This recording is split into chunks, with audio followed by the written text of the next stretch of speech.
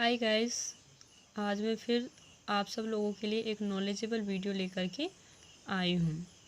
So guys, today we will discuss about CBC. CBC का full form होता है complete blood count. आज हम कंप्लीट ब्लड काउंट के बारे में स्टडी करेंगे।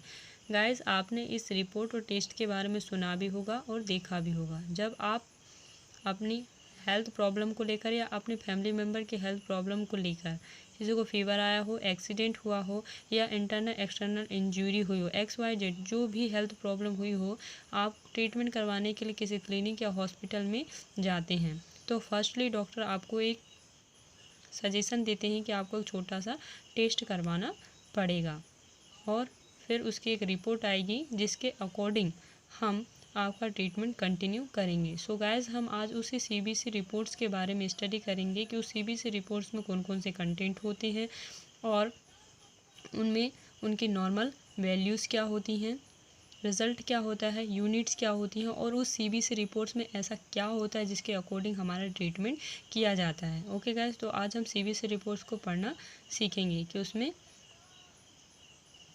क्या क्या कंटेंट होते हैं और हम अपनी बॉडी में क्या प्रॉब्लम है, एग्जैक्ट प्रॉब्लम क्या है, वो सीबीसी रिपोर्ट्स के बारे में जान सकते हैं। ओके गाइस, मैं आपको एक सीबीसी रिपोर्ट्स दिखाती हूँ, आपको और अच्छे से समझ में आएगा।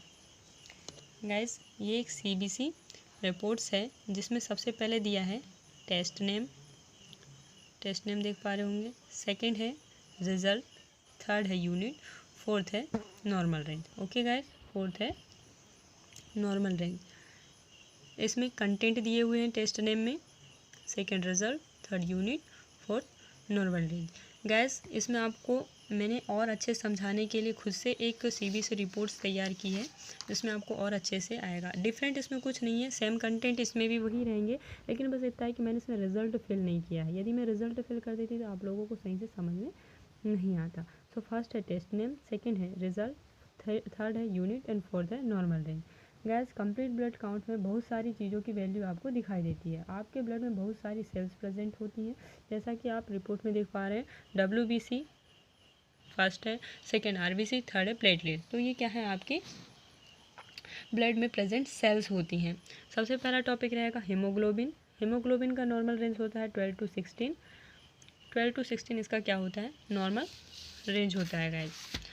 अब यदि और जो हीमोग्लोबिन है वो फीमेल में अलग, इसकी नॉर्मल रेंज अलग होती है और मेल में अलग होती है। फीमेल में हीमोग्लोबिन की नॉर्मल वैल्यू 12 to 14 होती है और मेल में इसकी नॉर्मल वैल्यू 12 to 16 ग्राम होती है। ऐसा इसलिए होता है क्योंकि फीमेल में एवरी मंथ मेंस्ट्रुएशन के कारण बहुत सा ब्लड लॉस हो जाता है और ब्लड लॉस होने के कारण उसकी नॉर्मल वैल्यू 12 to 14 होती है। यदि ये वैल्यू एबनॉर्मल आती है या कम आती है तो आपको एनीमिया है, ये रिपोर्ट इंडिकेट करती है। यदि इसकी नॉर्मल वैल्यू कम आती है तो क्या हो जाता है, आपको ब्लड की कमी है, ऐसा ये रिपोर्ट इंडिकेट करती है। ओके गाइस, इसके बाद आता है WBC। WBC देख पा रहे होंगे, इसके बाद आ रहा है WBC। इसकी नॉर्मल रेंज होती है 4000 से 11000 तक।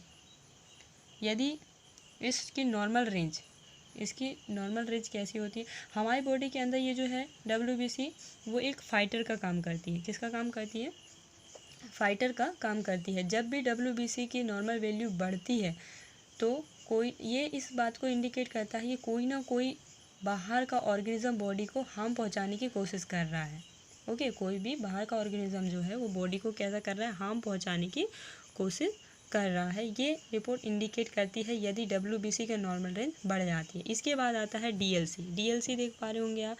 DLC का फुल फॉर्म होता है differential leukocyte count. Okay, differential leukocyte count ये आपके WBC का एक पार्ट होता है। जो DLC में 3 मेजर सेल्स होती हैं जो आप देख पा रहे होंगे, ल्यूकोसाइट, न्यूट्रोफिल्स एंड इसोनोफिल्स। ठीक है, लिम्फोसाइट, न्यूट्रोफिल, इसोनोफिल्स, ये क्या है, सेल्स हैं।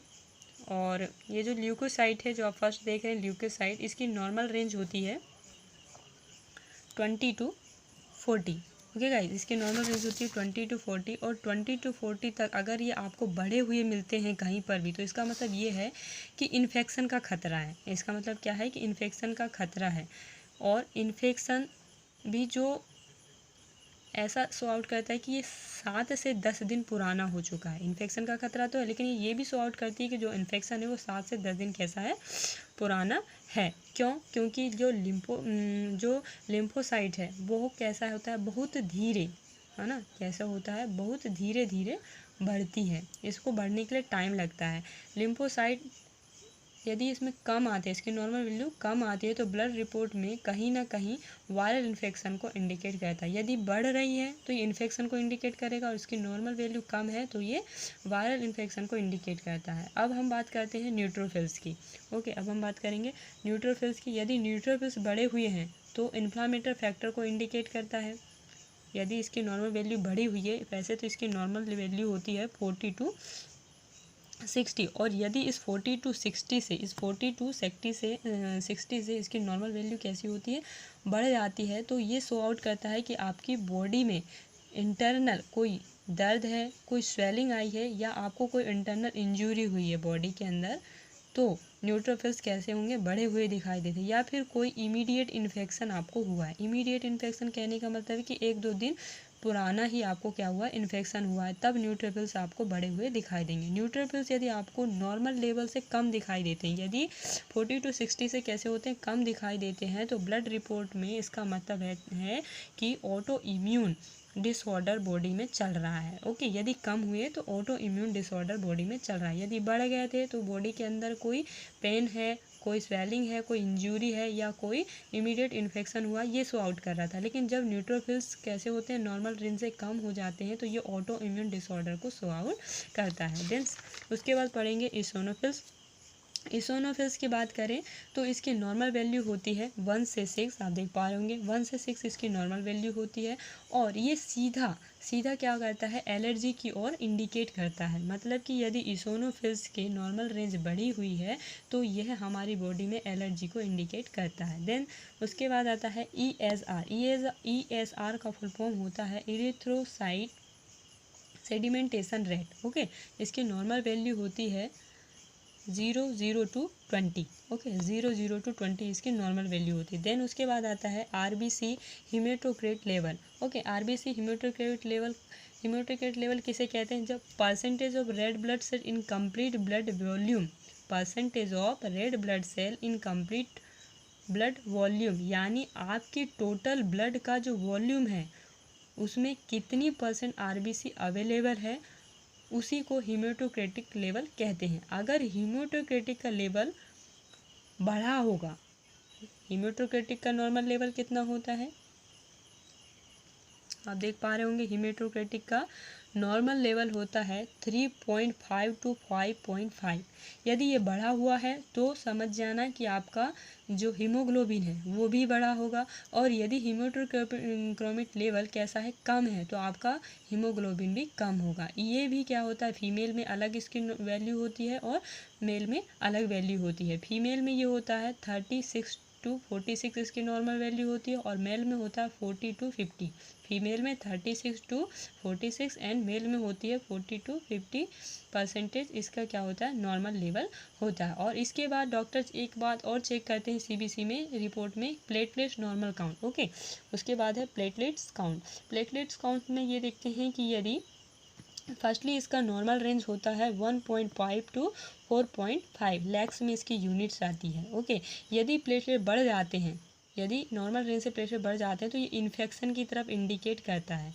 इन्फेक्शन की तरफ क्या करेगा, नॉर्मल रेंज से यदि बढ़ गए तो ये इन्फेक्शन की ओर इंडिकेट करता है। या फिर बॉडी में डिहाइड्रेशन बहुत ज़्यादा हो गया है तो प्लेटलेट्स कैसे होते हैं, नॉर्मल रेंज से ज़्यादा बढ़ जाते हैं। यदि इनकी वैल्यू कैसी है, नॉर्मल से कम है, तो ये इंडिकेट करता है ब्लीडिंग को। और डेंगू के केस में प्लेटलेट्स कैसे हो जाते हैं, कम हो जाते हैं। सबसे पहले तो बढ़ कहाँ रहे थे, यदि बढ़ गया तो इन्फेक्शन को इंडिकेट कर रहा था और डिहाइड्रेशन को, लेकिन कम हो गया तो इन केस किस में, डेंगू के केस में प्लेटलेट्स कैसे हो जाते हैं, कम हो जाते हैं। गैस एक ध्यान देने वाली बात यह है कि वैसे तो इनकी नॉर्मल वैल्यू 1.5 to 4.5 होती है, लेकिन यदि इनकी वैल्यू 70 to 75,000 यदि हो जाती है तो भी डॉक्टर कैसे करते हैं, मैनेज कर सकते हैं। डॉक्टर कैसे करते हैं, मैनेज कर सकते हैं। लेकिन यदि इसकी नॉर्मल वैल्यू से कितने कम हो जाए, 20 to 25,000 यदि प्लेटलेट्स आपकी बॉडी में बचे हैं ओनली 20 to 25,000, तो ये बहुत ही ज़्यादा डेंजरस सिचुएशन होती है, डेंजरस लेवल होता है। ऐसे में ये बहुत ज़्यादा डाउन हो जाती हैं, तो डॉक्टर आपको एक सजेशन देते हैं कि आपको प्लेटलेट चढ़वाना पड़ेगा, जिसे हम वाइट ब्लड भी कहते हैं। ओके, तो 70 to 75,000 तक यदि प्लेटलेट्स कम हो जाती हैं तो डॉक्टर मैनेज कर सकते हैं, लेकिन इसके बाद यदि प्लेटलेट कम होती हैं तो आपको प्लेटलेट चढ़वाना पड़ता है, जिसे वाइट ब्लड भी कहा जाता है। ओके गाइस, आई होप आप लोगों को यहाँ तक समझ में आया होगा। देन उसके बाद मैं बता दूँ कि हीमोग्लोबिन या आरबीसी जब बढ़ जाती है, आरबीसी जब बढ़ जाती है तो उसे बोलते हैं पोलीसाइथीमिया इंक्रीज आरबीसी, और डिक्रीज आरबीसी को बोलते हैं एनीमिया। मतलब कि यदि ब्लड बढ़ जाए, ब्लड नॉर्मल लेवल से बढ़ जाए तो उसे बोलेंगे पॉलीसाइथीमिया, एंड नॉर्मल लेवल से ब्लड कैसा हो, कम हो, एचबी कम हो, तो उसे बोलते हैं एनीमिया। देन उसके बाद है डब्ल्यूबीसी यदि नॉर्मल रेंज से इंक्रीज बढ़ जाए, नॉर्मल रेंज से यदि वो बढ़ जाती है तो उसे बोलते हैं ल्यूकोसाइटोसिस, बढ़ गई तो ल्यूकोसाइटोसिस, एंड नॉर्मल रेंज से कम हो गई तो उसे बोलते हैं ल्यूकोपीनिया। ओके, देन उसके बाद बात करते हैं हम प्लेटलेट्स की। प्लेटलेट्स क्या होते हैं, यदि बढ़ गए, प्लेटलेट्स की नॉर्मल वैल्यू कैसी हो गई, प्लेटलेट्स की नॉर्मल वैल्यू बढ़ गई तो उसे बोलते हैं थ्रोम्बोसाइटोसिस। देन यदि नॉर्मल रेंज से कम हो गई तो उसे बोलते हैं थ्रोम्बोसाइटोपिनिया। बढ़ गई तो थ्रोम्बोसाइटोसिस और कम हो गई तो थ्रोम्बोसाइटोपिनिया। ओके, उसके बाद आप देख रहे हैं पीसीवी, इसकी नॉर्मल रेंज होती है 35 to 50। एमसीवी, इसकी नॉर्मल रेंज होती है 76 to 96। देन उसके बाद आता है एमसीएच, इसकी नॉर्मल वैल्यू होती है 27 to 32। उसके बाद है एमसीएचसी, इसकी नॉर्मल वैल्यू होती है 21 to 35। गैस पीसीवी का फुल फॉर्म आप पूछेंगे पीसीवी क्या होता है, तो पीसीवी का फुल फॉर्म होता है पैक्ड सेल वॉल्यूम। पीसीवी का फुल फॉर्म होता है पैक्ड सेल वॉल्यूम। एमसीवी का फुल फॉर्म होता है मीन्स कार्पस्कुलर वॉल्यूम। एमसीएच का फुल फॉर्म होता है मीन्स कार्पस्कुलर हीमोग्लोबिन। एमसीएचसी का फुल फॉर्म होता है means corpuscular concentration. Okay, PCV का पैक्ड सेल वॉल्यूम, एमसीवी का होता है मीन्स कार्पस्कुलर वॉल्यूम, एमसीएच का फुल फॉर्म होता है means corpuscular haemoglobin, and MCHC का फुल फॉर्म होता है means corpuscular haemoglobin concentration. I hope आप लोगों को कंप्लीट ब्लड काउंट रिपोर्ट कैसे रीड करते हैं ये समझ में आया होगा। मैंने पूरा ट्राई किया इस वीडियो में आपको समझाने का कि यदि नॉर्मल रेंज से यदि कुछ बढ़ जाए तो उसमें हम कैसे पता कर सकते हैं, और नॉर्मल रेंज से किसी की वैल्यू कम हो जाए तो हम कैसे पता कर सकते हैं कि हमारी बॉडी में क्या प्रॉब्लम हुई है। Okay guys, so I hope आप लोगों को ये वीडियो बहुत अच्छे से समझ में आया होगा। थैंक यू गाइज, लौटते हैं एक न्यू वीडियो को लेकर। Thank you so much.